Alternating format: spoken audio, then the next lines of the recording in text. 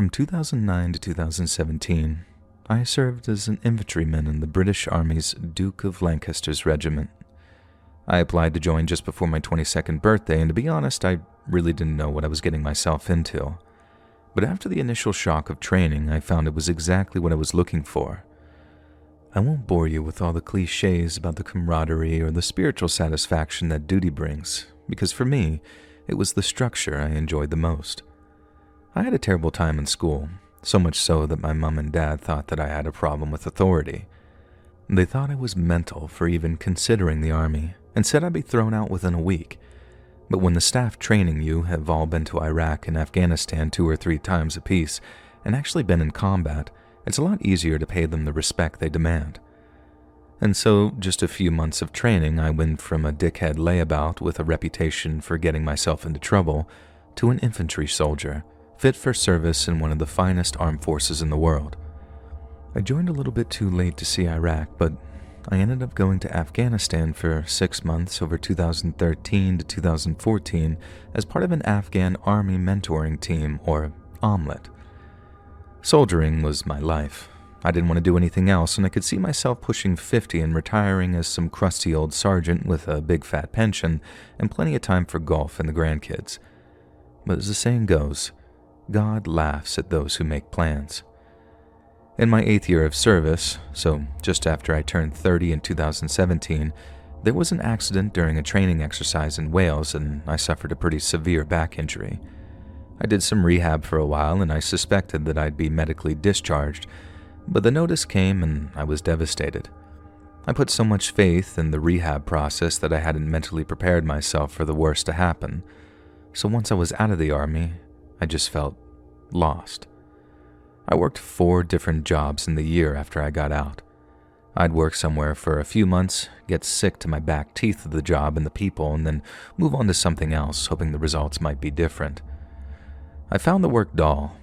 I had sod-all respect for most of my bosses, and most of my colleagues were a major pain in the arse, but no matter where I went, it'd be the same routine every single time. Get job, get bored, get shut.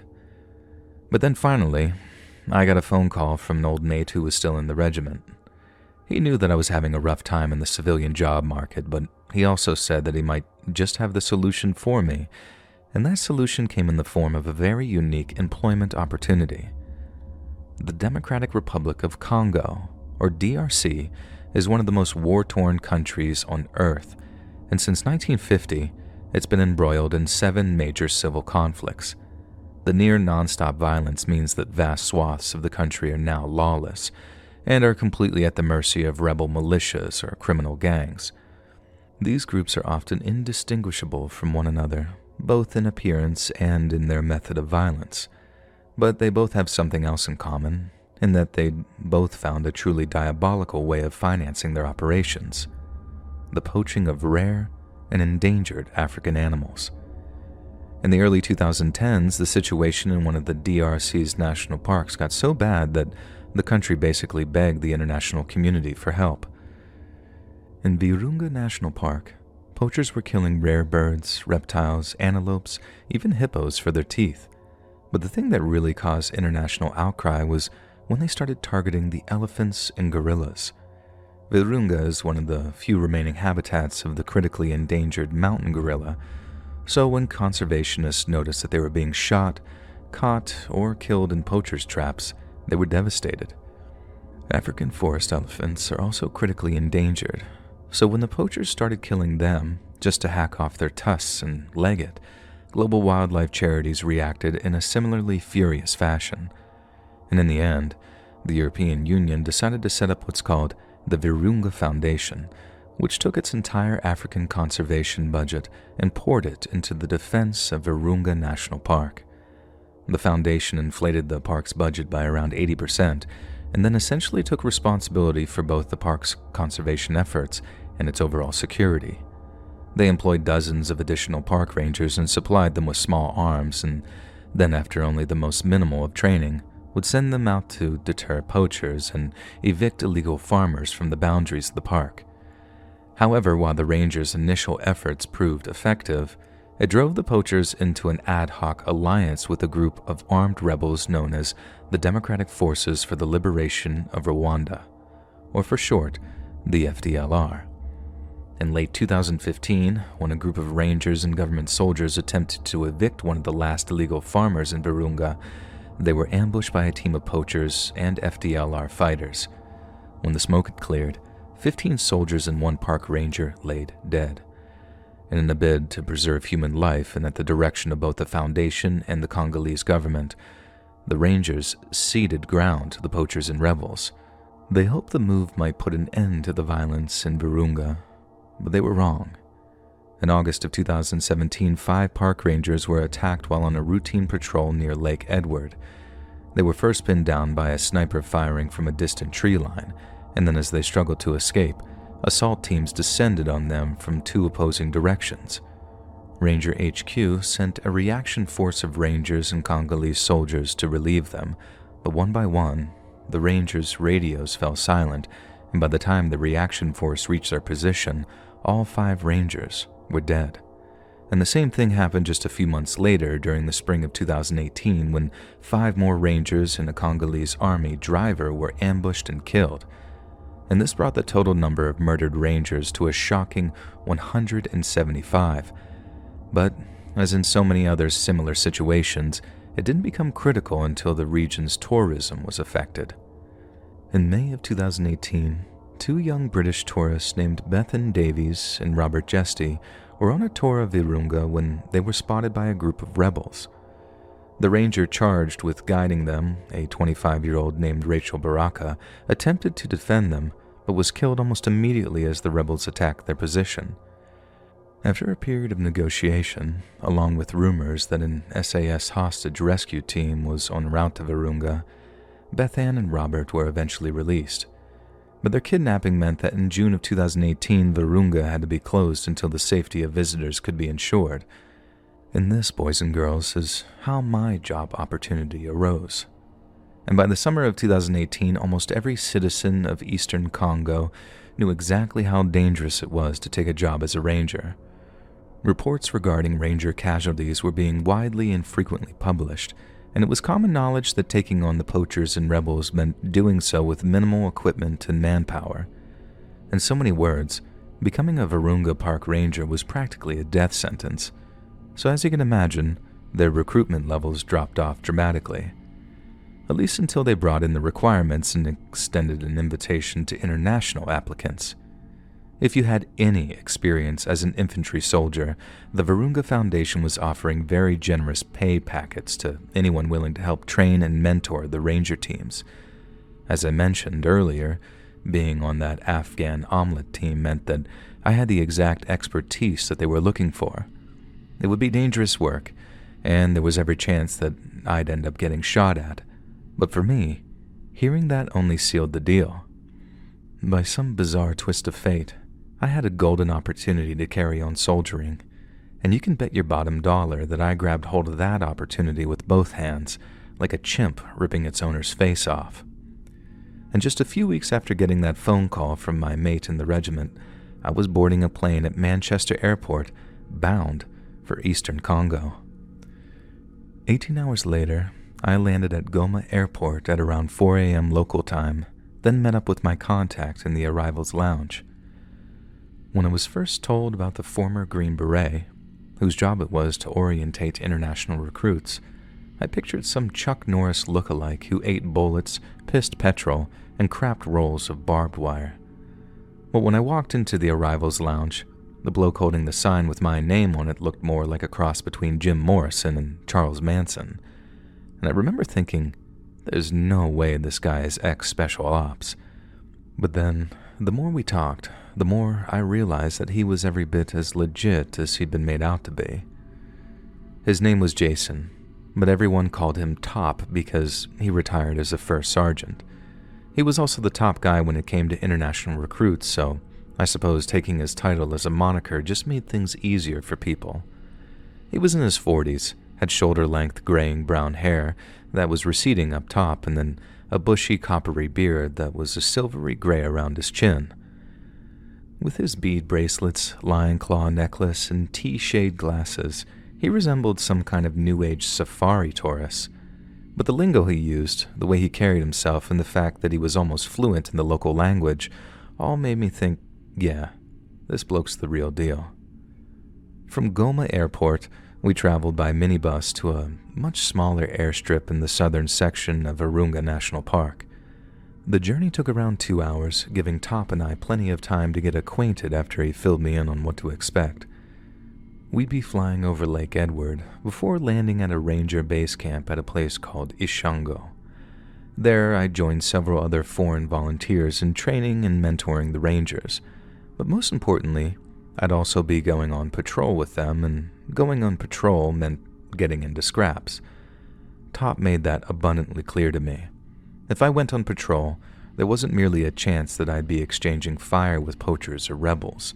It was a certainty. And after arriving at the airstrip and taking to the skies in a small single-engine air taxi, I got a lesson in just how enormous Africa really is. For scale, the largest lake in England is Lake Windermere at 5.7 square miles, and comparatively, the largest lake in Scotland is Loch Lomond, which clocks in at a whopping 27 square miles. But then Lake Edward, which separates the northern and southern portions of Virunga National Park, has a jaw-dropping surface area of 897 square miles. At one point, while we were flying over it in what amounted to a rusty tin bucket with a propeller attached, it looked like we were out at sea, flying across the friggin' Atlantic or something. You could only barely see land off to our left, and the invisible shores off to our right were so far away that they weren't even in the Congo anymore. They were in Rwanda. Top and our pilot seemed to find a great deal of amusement at how anxious I was. I'm ex-Army, not ex-RAF, but flying over Lake Edward was smooth sailing compared to our landing at Ishango. It was still early morning when I arrived, but the camp was alive with activity. In one corner, nestled among some trees, were a grouping of small homes occupied by the 24 rangers which were permanently stationed there. The much newer volunteer accommodation was about 100 feet away on the other side of the solar panels which supplied most of our electricity. There was a mess hall, sanitation pits, wash facilities, and an armory, along with medical facilities, a comm center, and even a football pitch the blokes used for recreation. I remember being impressed by what amounted to a pretty decent setup, one that was much better than any of the forward operating bases I'd seen in Afghanistan. But what I was really excited to do was meet some of the lads I'd be working with. The first, and probably the bloke that I spent the most time with, was an Irishman. I'll just call him Paddy. Now, Paddy wasn't his real name, but as an Irish Army reservist, he didn't have the proper permission to take part in a foreign conflict. And that meant, should the Irish Army have found out what he was doing, he could have potentially gotten himself into a fair bit of trouble. He was a great soldier, a good lad, loved the crack, as they say, and he was a huge fan of English football too, so that gave us plenty to talk about right away. Then there was the ginger lad from Texas with a backward name. Everyone called him Tanner, which I assumed was his last name, but then his full name turned out to be Tanner Scott. I asked him if some sort of mistake had been made on his birth certificate, because surely his name should have been Scott Tanner, but surprisingly, he couldn't see the joke. What he could do, on the other hand, was shoot the arse off a fly at 300 yards, which meant that I didn't give a toss my jokes didn't land, as long as shots like that did. Then there was Manu, the French bloke, who said that he'd fought in Malia before hearing about the plight of the Virunga Rangers. And then there was Nick, another American who was a massive animal lover and Tanner's polar opposite in almost every conceivable way. They had their fair share of disagreements, but there was a mutual respect between the two of them, so they worked well as a team. But perhaps the most intriguing of all the blokes on my training team was Yuri.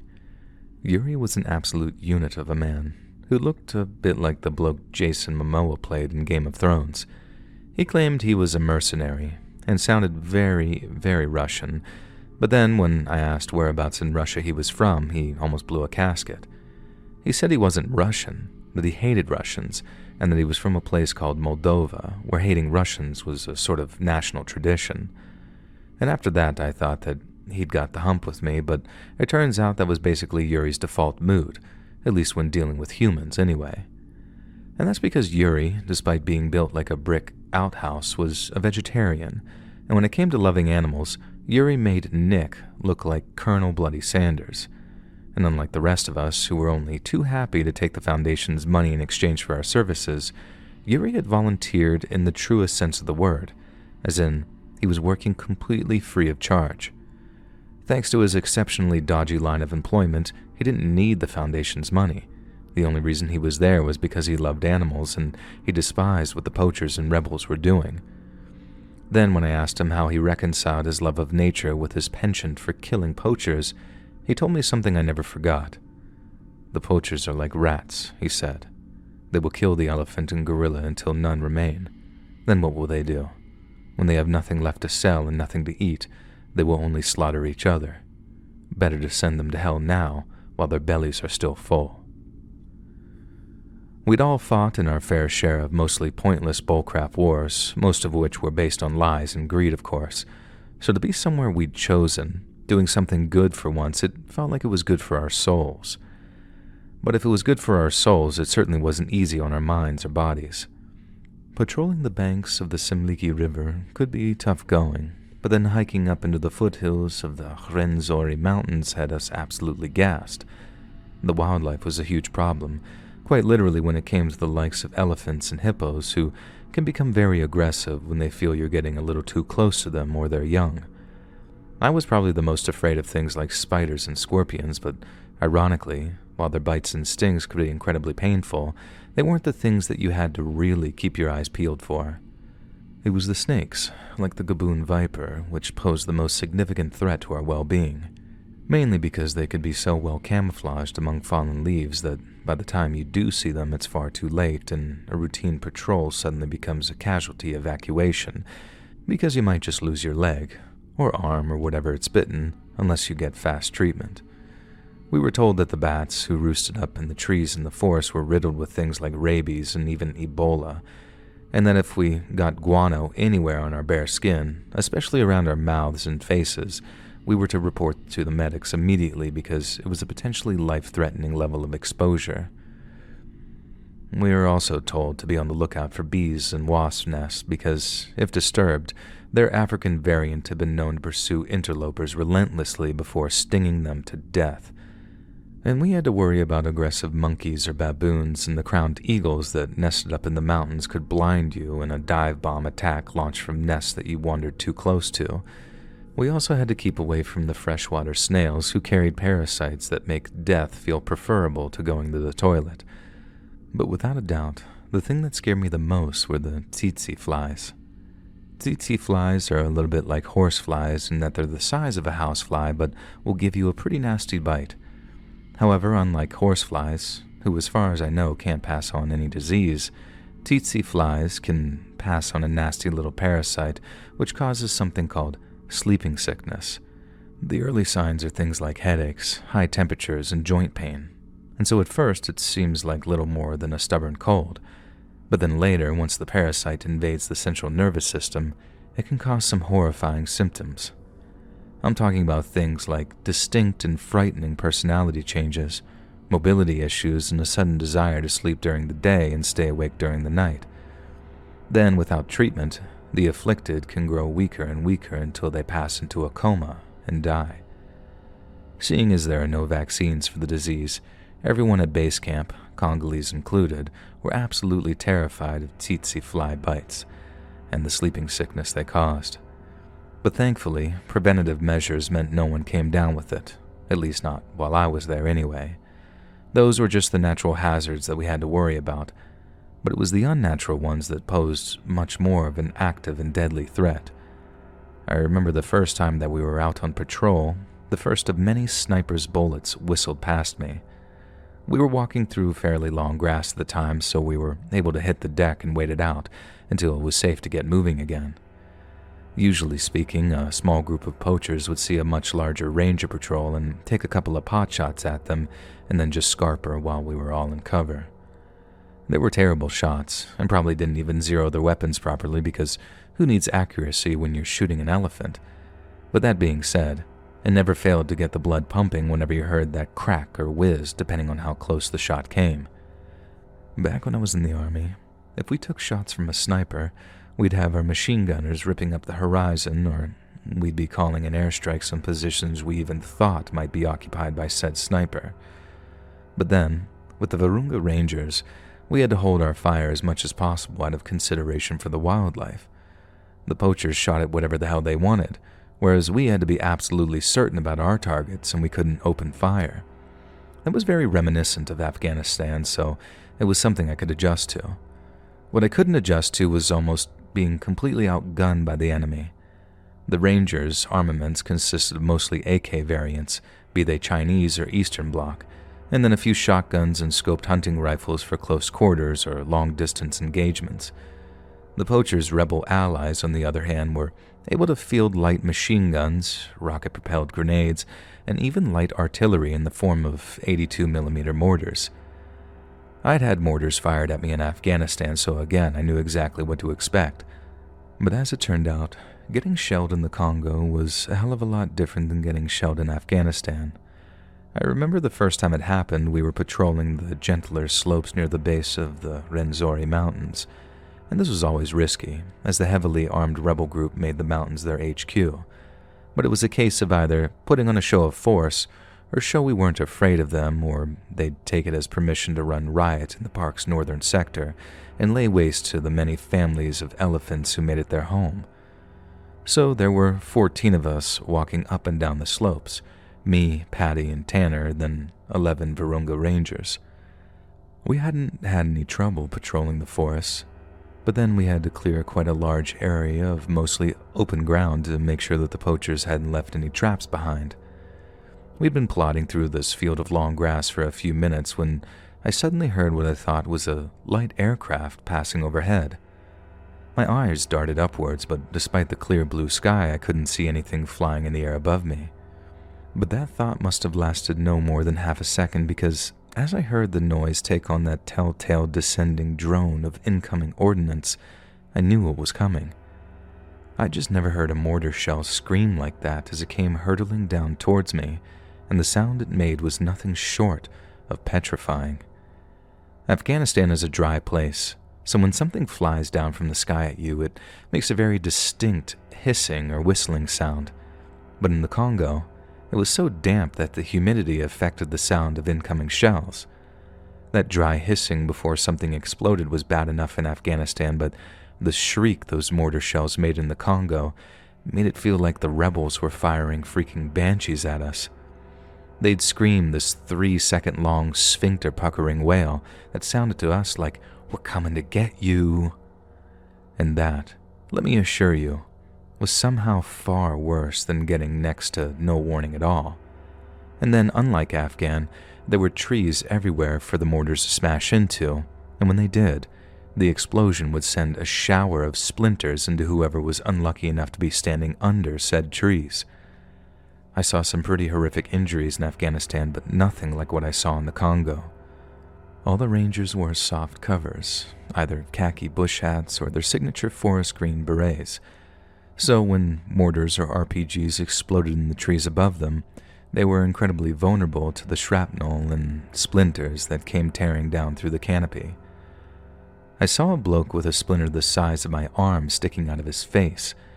It severed his spine so severely that he'd essentially been internally decapitated as it drove its way into his body, the only mercy being that it was quick and relatively a painless death.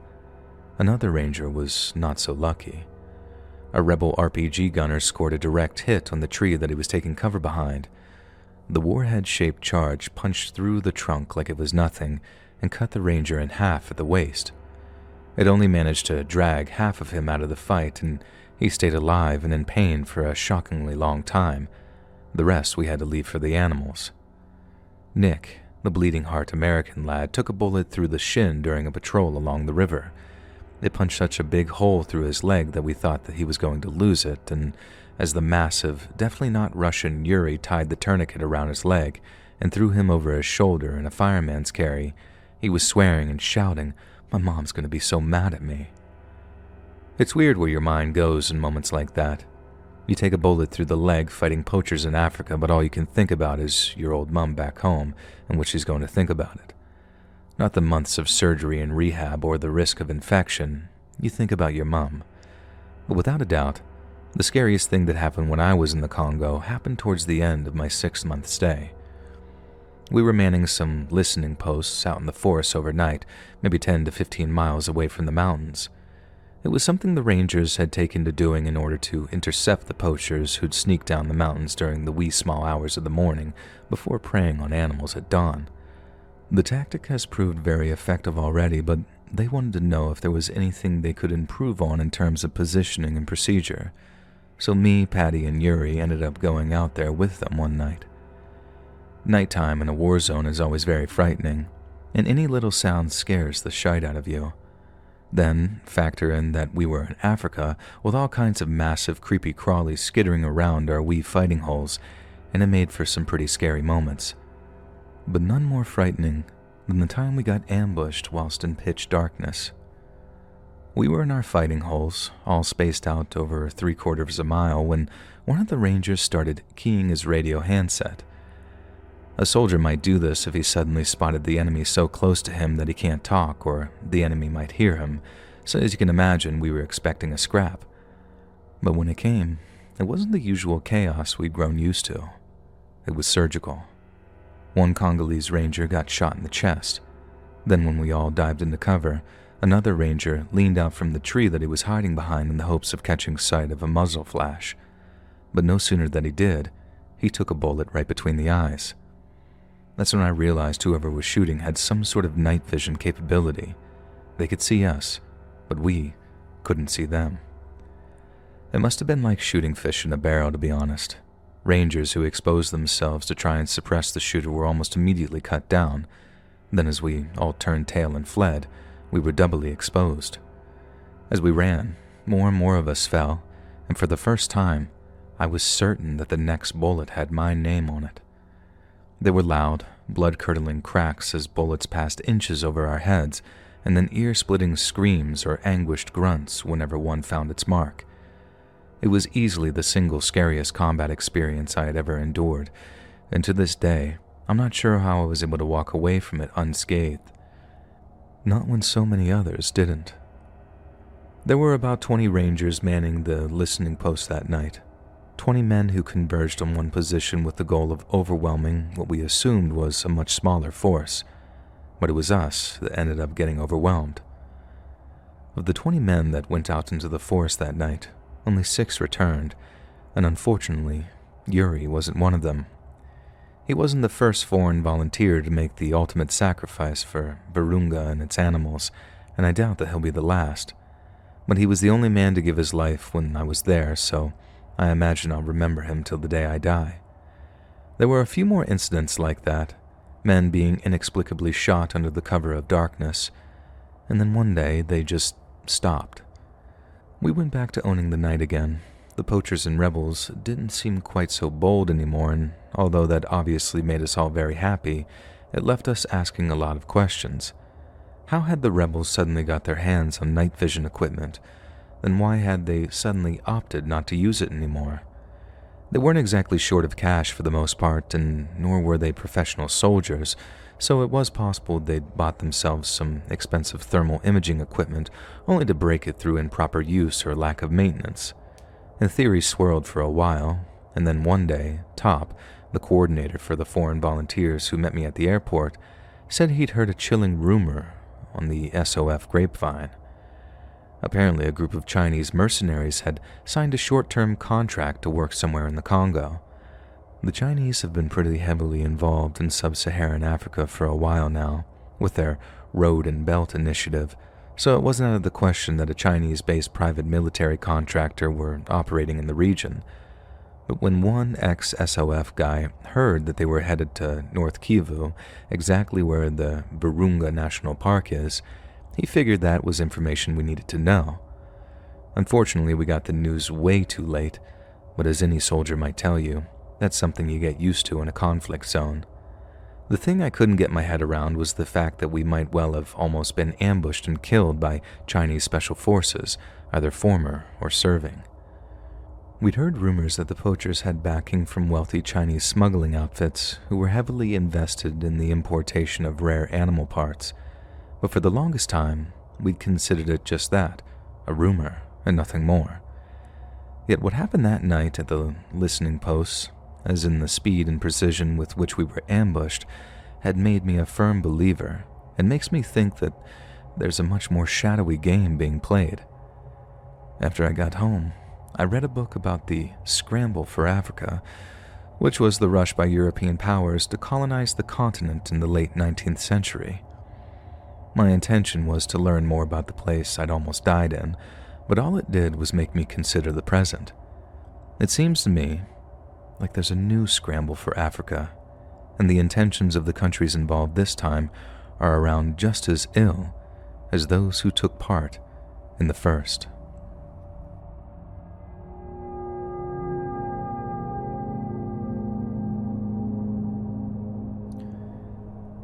Hi, Let's Read.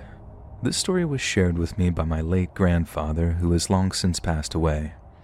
He used to tell it to us as kids, sitting by the fire on cold, quiet nights. At the time, we thought it was just one of his wild tales meant to entertain us. After his passing, I found his journal among his things, and there it was, written down by his own hand. Now, reading it gave me chills all over again, as I always thought these were just fantasies in his head. But now I'm sharing it with you exactly as told to me because I think it deserves to be remembered. So thank you for sharing if you do. Long ago, back in the summer of 1925, I applied for a job as a game warden on a large country estate. I'd grown up in rural England, and as a boy I'd spent countless hours walking the local woods and fields and learning the habits of game birds, deer, and other wildlife.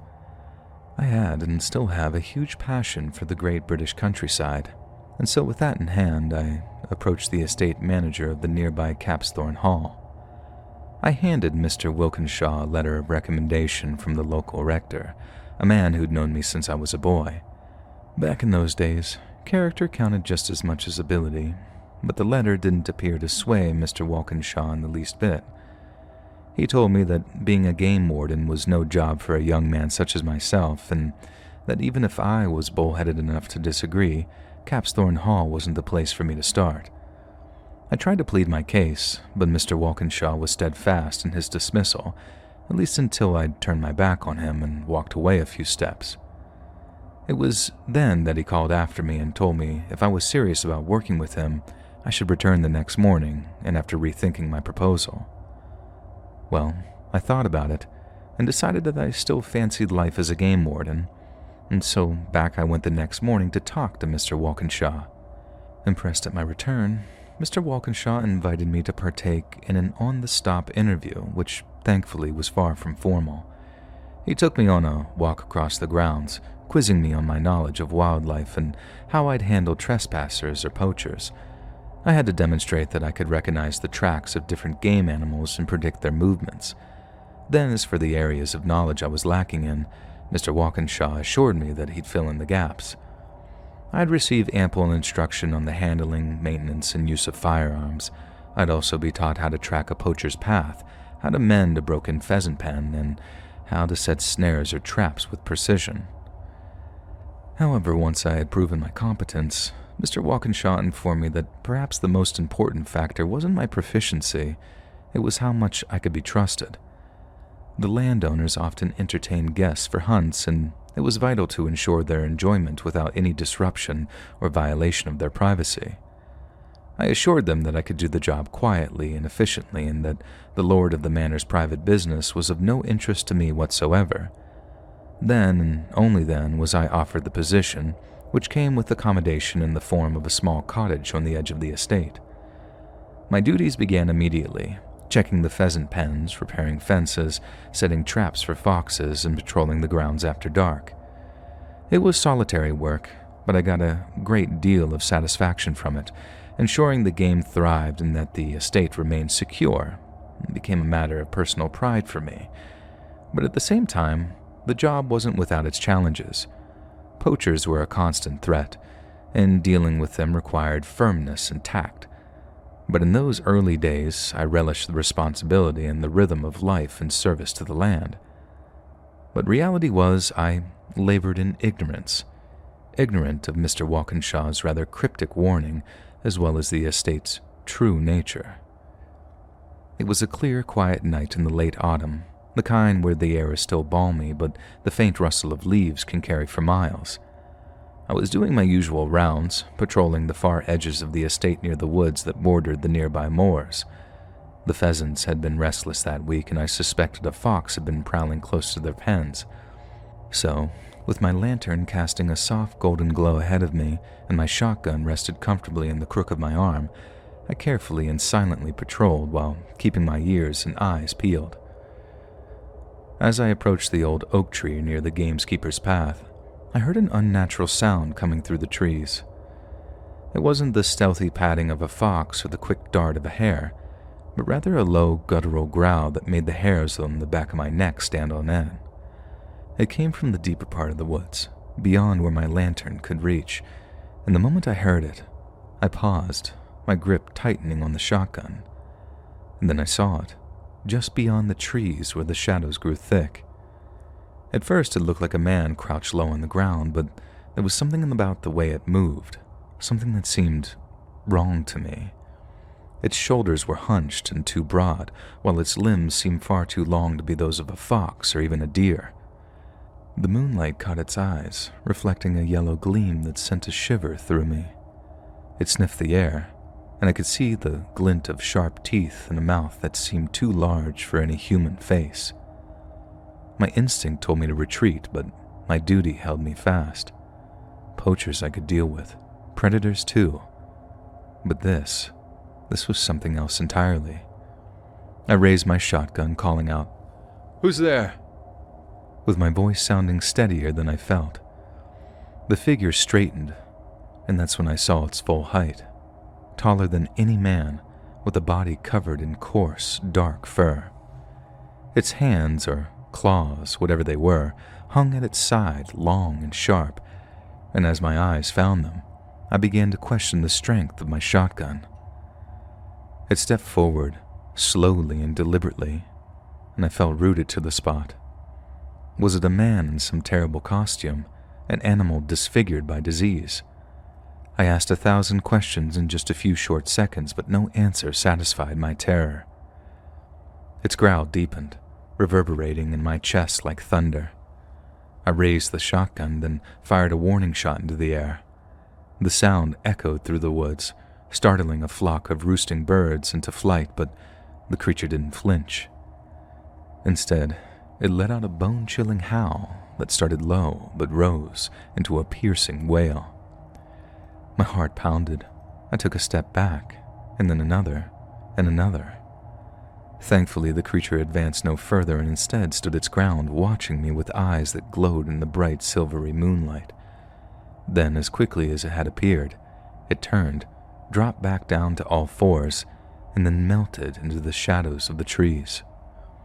I stood there for what felt like hours, my breathing ragged and my shotgun trembling in my hands. Then when I finally found the courage to move, I walked briskly back to the estate, lantern swinging wildly at my side. The usual sounds of the woods unnervingly absent. The night felt heavier. I was not alone. The next morning I approached Mr. Walkinshaw and informed him of my nocturnal encounter. I had assumed his reaction would be incredulous, that he'd accuse me of drinking on the job or having far too fanciful an imagination. Yet he seemed so unsurprised by my report that I began to feel very unsettled. He told me that he too had experienced nocturnal encounters with such a beast, but that it was no threat to him or anyone else working at the estate. He said that, in a manner of speaking, the creature was Lord Capesthorne's pet, and that its ilk had called the estate home for centuries. Any encounter with one of the beasts was sure to put the fear of God into a man, yet he assured me that slaying it would bring untold woe to the estate and its holders. Trusting in his experience and expertise, I took Mr. Walkinshaw's word to heart. But every time I patrolled that part of the estate after dark, I carried a heavier lantern and extra shells, and a prayer whispered under my breath. Whatever that thing was, beast, man, or nightmare, it reminded me that some corners of the wild still belong to the unknown.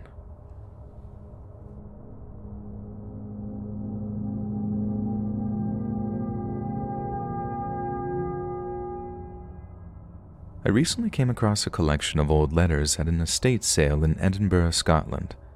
They were tucked away in a weathered trunk marked simply with the name C.E. Brady.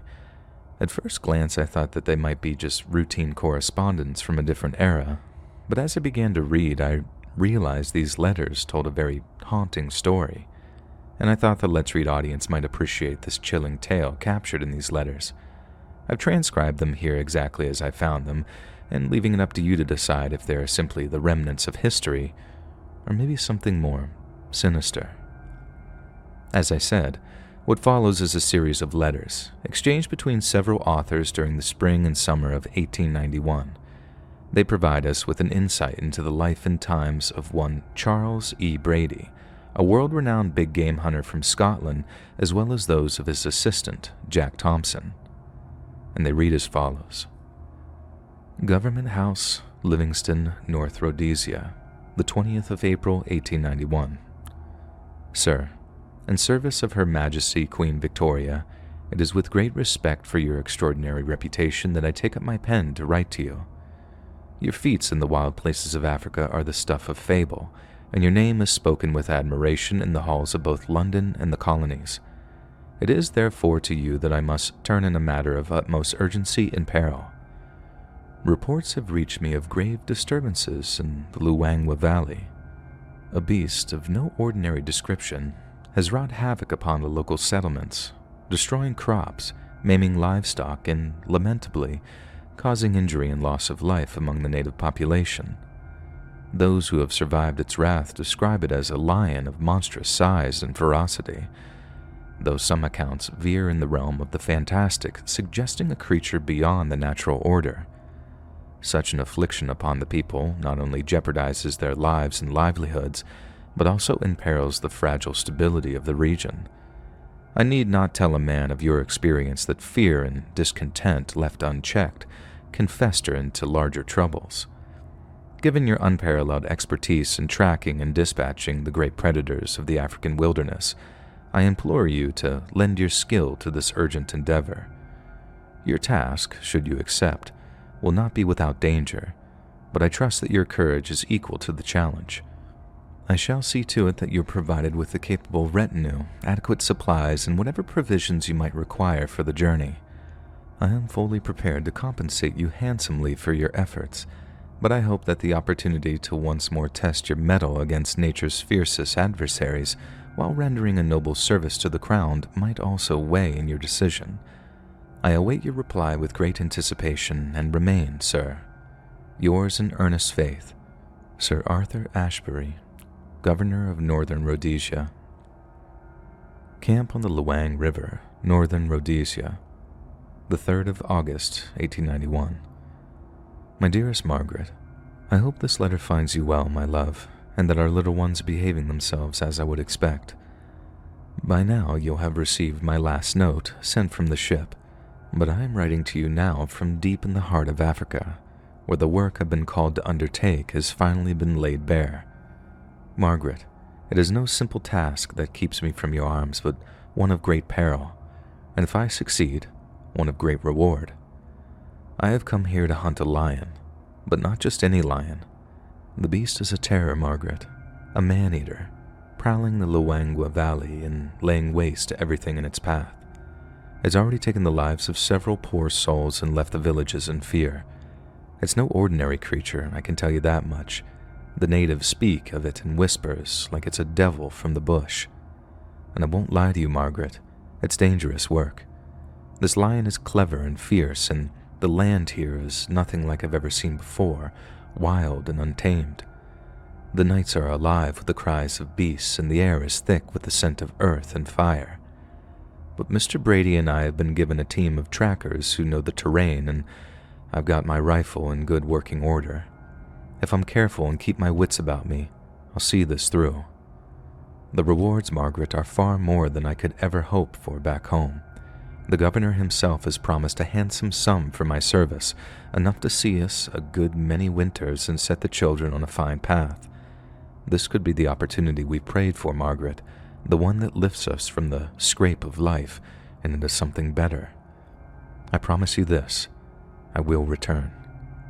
4 or 5 months at the most, and I'll be back to you in the weans.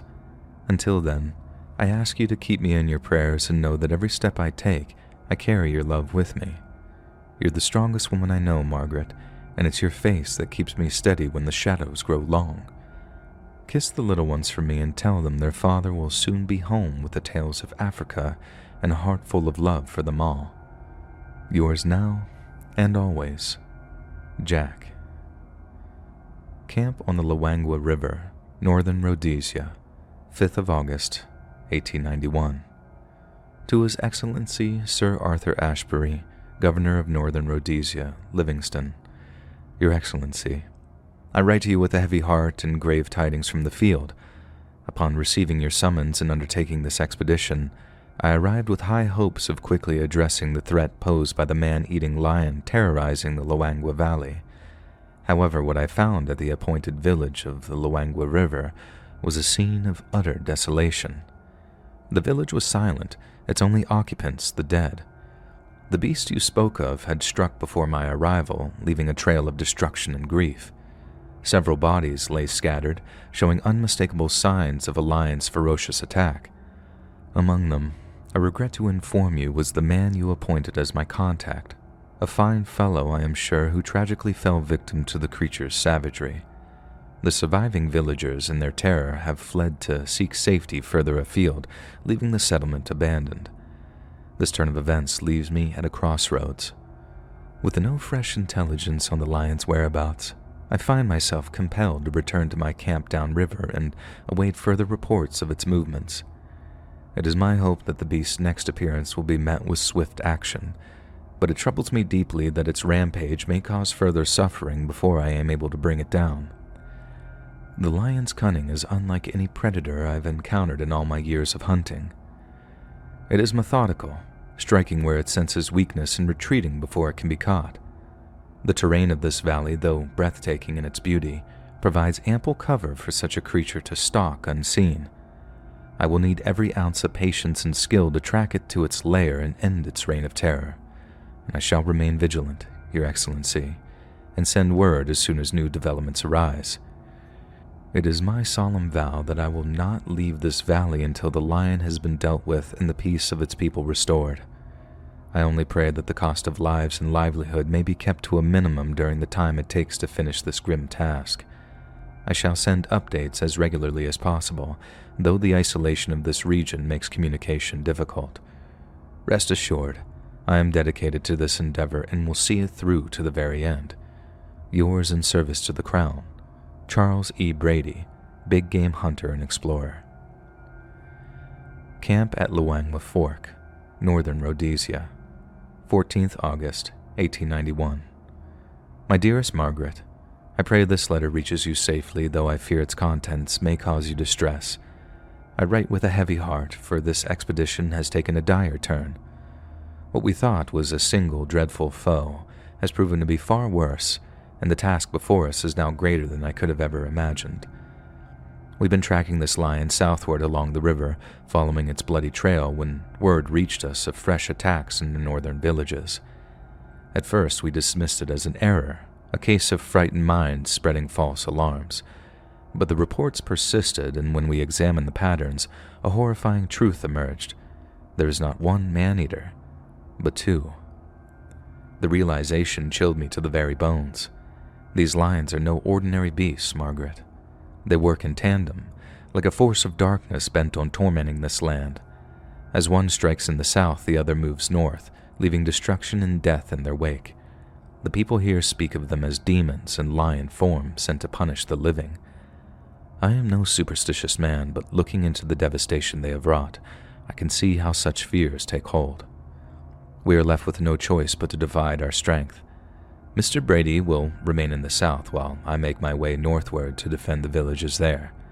It is a grave risk, splitting our forces this way, but it's the only chance we have to shield the people from further loss. I trust that God will guide my hand and give me the strength to stand against this evil. The situation is desperate, Margaret. I won't lie to you. These lions are cunning and relentless, and the fear they sow weakens the resolve of even the strongest among us. But I cling to the belief that good men, Christian men, will prevail. We fight not for glory, but for the lives of the innocent, and I know in my heart that such a cause cannot be in vain. Please, my love, keep me in your prayers, and as I keep you and the children in mine. I hold your image close to my heart, and it gives me courage when the nights grow dark and the shadows press close. And I promise you, Margaret, I will return to you no matter the trials that lie ahead. Tell the little ones their father loves them dearly and that he fights for them, for their future and for the good of all. I will write again as soon as I am able. Yours, with all my heart, Jack. Camp at Mwamba Crossing, Northern Rhodesia, 1st of September 1891. To Mrs. Margaret Thompson, Yorkshire, England. Dear Madam, it is with profound sorrow and the heaviest of hearts that I write you today.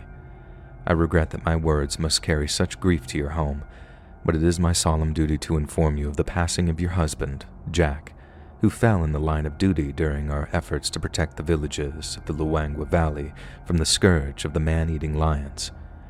Jack gave his life valiantly in the defense of others. His courage and selflessness saved not only the village he fought to protect, but also countless lives that would have otherwise been lost to the terror that has plagued this region. He stood his ground against overwhelming odds, and in doing so, he displayed a bravery that will not be forgotten by those who owe him their lives. Please allow me to assure you that his sacrifice was not in vain. Jack's actions turned the tide of our campaign, giving us the means and time to finally end the threat of these terrible creatures. I can also tell you with complete sincerity that Jack saved my life on more than one occasion during this expedition. Without his steady hand, sharp mind, and fearless heart, I would not be writing this letter today. He was a good man, Mrs. Thompson, the very best of men. Arrangements have been made for his body to be repatriated to England at the earliest opportunity. The governor has authorized a generous dispensation to cover all costs associated with his return and funeral, so that he may be laid to rest with the dignity and honor he so richly deserves. Additionally, further support has been arranged to assist you and your family in this most difficult time.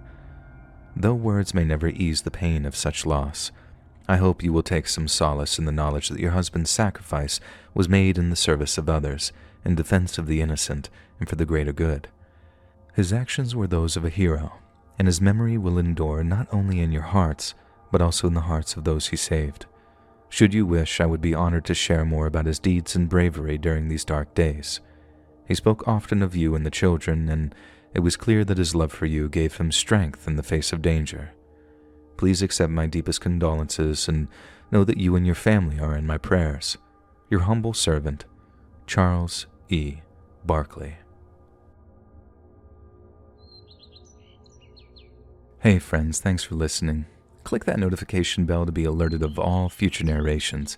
I release new videos every Monday and Thursday at 9 p.m. Eastern Time, and there are super fun live streams on Sundays and Wednesday nights. If you got a story, be sure to submit them over email at LetsReadSubmissions@gmail.com, and maybe even hear your story featured on the next video. And if you want to support me even more, grab early access to all future narrations and bonus content over on Patreon, or click that big join button to hear about the extra perks for members of the channel. And check out the Let's Read podcast, where you can hear all of these stories in big compilations located anywhere you listen to podcasts. All links in the description below. Thanks so much, friends. And remember, in Jesus' name, boom shakalaka.